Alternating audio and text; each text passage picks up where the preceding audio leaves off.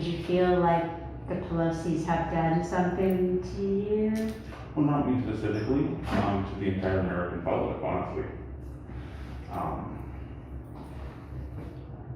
How so? The fucking lies coming out of it is just insane. Her specifically, like, of all the people in Washington who are fucking lying on a consistent basis, she has to be like the fucking leader of the pack. Yeah. And,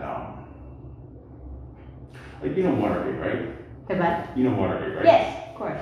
It's like, whenever there's a scandal, we like name it XX Gate, right? Yeah. It has become the defining scandal. And all Watergate was spying on a rival campaign. Okay. And it's like, when Trump came into office, what they did went so far beyond spying on a rival campaign. It is just crazy. You mean like her efforts to smear him, or are you talking about? Like Hillary and the DNC. Right. And it's like, it originates with Hillary, but like,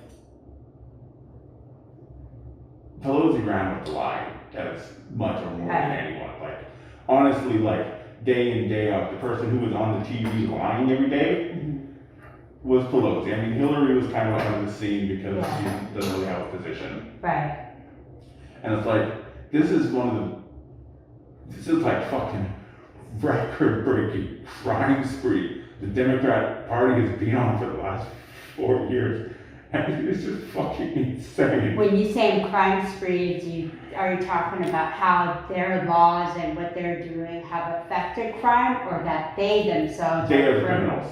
Yeah. Like, so not only were they spying on a rival campaign, Right. they were submitting fake evidence to spy on a rival campaign, covering it up, persecuting the rival campaign. When you say rival campaign, you're talking about Trump. Yes. Mm-hmm. It's Michael Popok, Legal AF. You just heard the strange brew that sits in the mind of David Depape, who's now been convicted for last October's brutal hammer attack on Speaker Nancy Pelosi's 83-year-old husband, Paul Pelosi, in their home. Depape has been convicted in the Northern District of California, San Francisco Division by a 12-person jury of 2 federal counts related to kidnapping or attempted kidnapping of a federal officer to obstruct their official duties, and or, in this case, a second count, grievous injury and or attack on an immediate family member of such an elected official, also to obstruct justice. Didn't take long. It took about a half a day for the jury to return their verdict. And there's a few things on this hot take I want to point out that have been proven by this particular trial and the bringing to justice of Mr. Depape. First of all, let's debunk once and for all the mean-spirited slurs that went around when Paul Pelosi was brutally attacked in his home by a hammer-wielding QAnon MAGA extremist.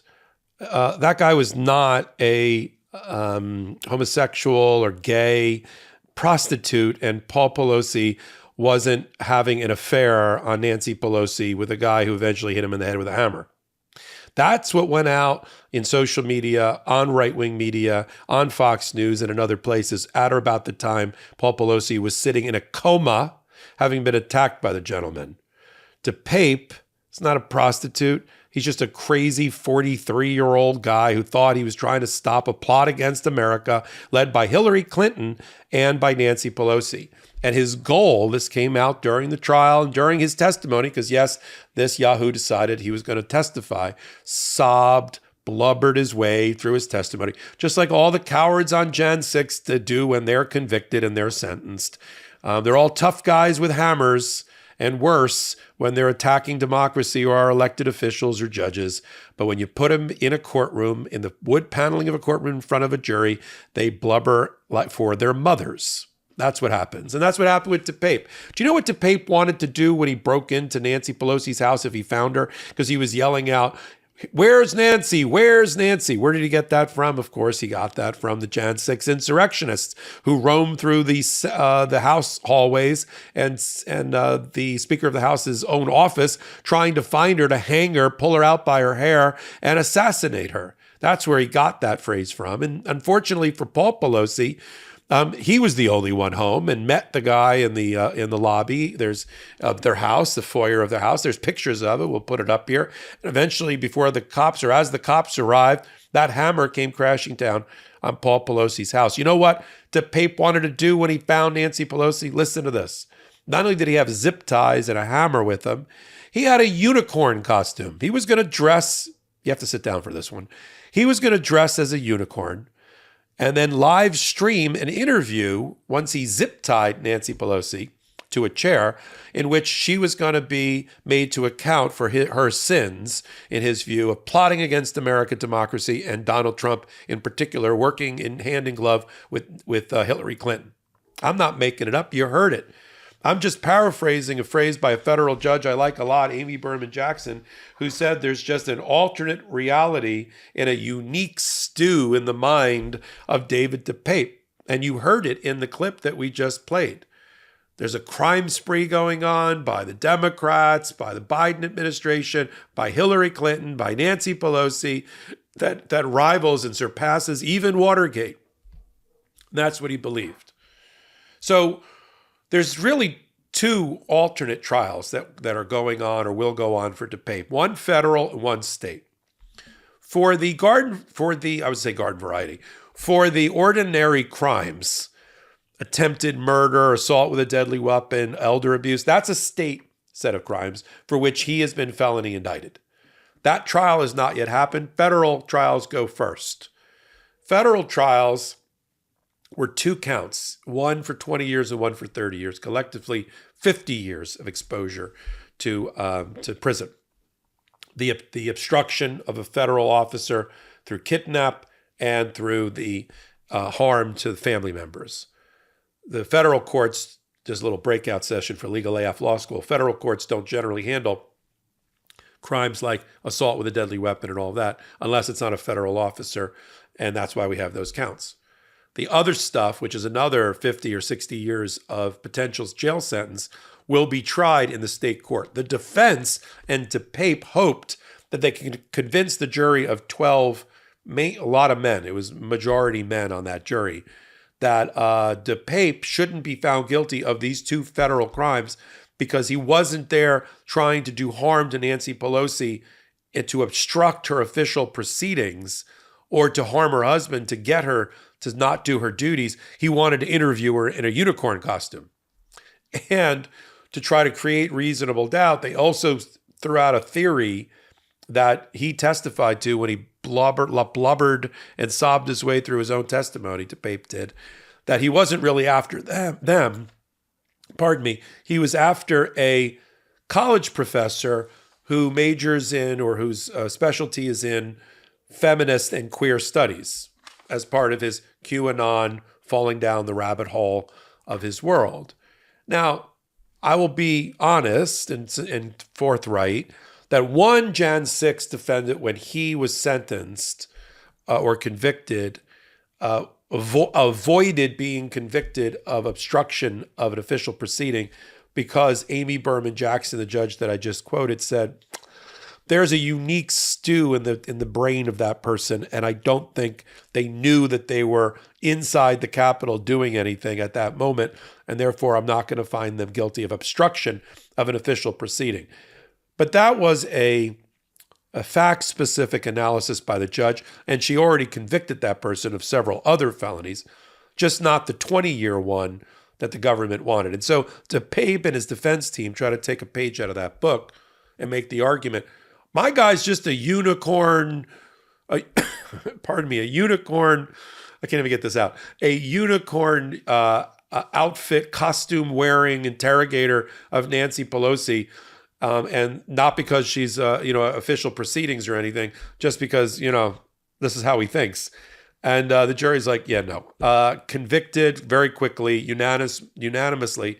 And now there'll be a 3 or 4 month gap as all of the sentencing material is collected by the defense, by the prosecution. Department of Justice, I'm sure, will argue for up to 40 or 50 years in jail. The defense will argue for probation or a year and a day, split sentence, home confinement, something ridiculous like that. And this judge, who's very good and has run a very good courtroom during this trial, she'll be left, Judge Corley, with what to sentence him to.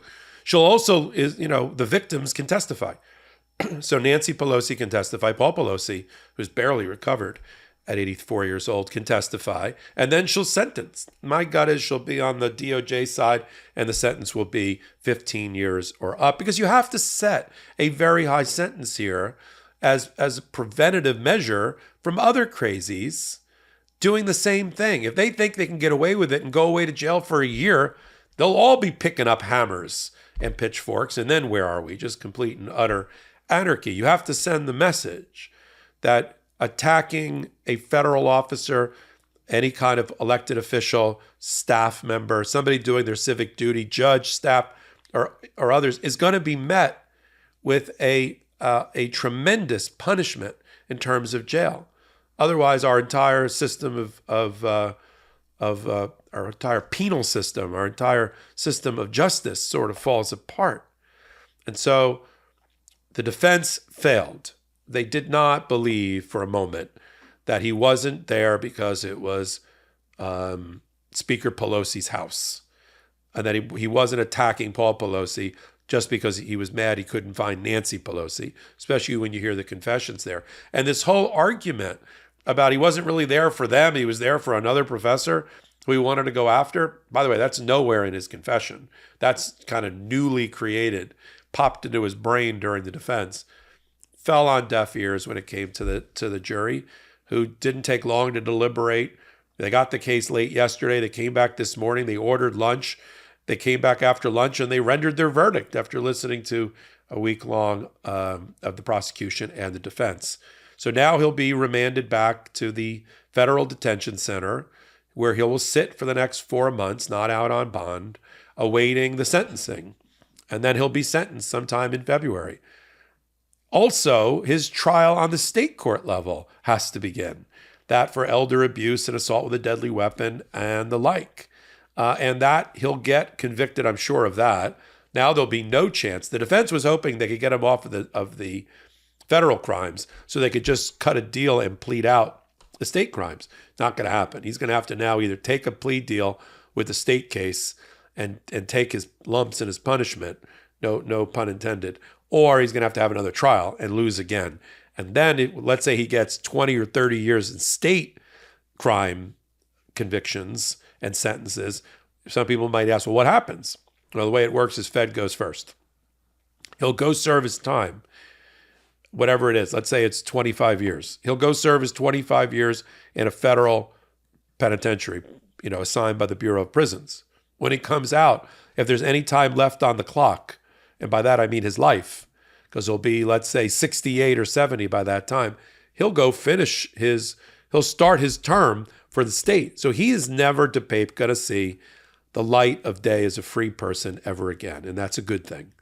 And we'll continue to report on what happens with these cowards when they're caught, what happens at their trials when they testify through tears, and what happens when they're sentenced, because it's important to our system of justice that we bring to light on MeidasTouch Network, on Legal AF, exactly the end result of all of these things, so that we're not just shocked by the reporting of the attack on Paul Pelosi, but we see that almost just a year later, 13 months later, his perpetrator is brought to justice and convicted. It's important as part of our public trial, the right to a fair trial, and the public's participation in the Sixth Amendment right to a fair trial, because they're a stakeholder. We're a stakeholder in watching public trials, right? And there are two systems of justice in this country.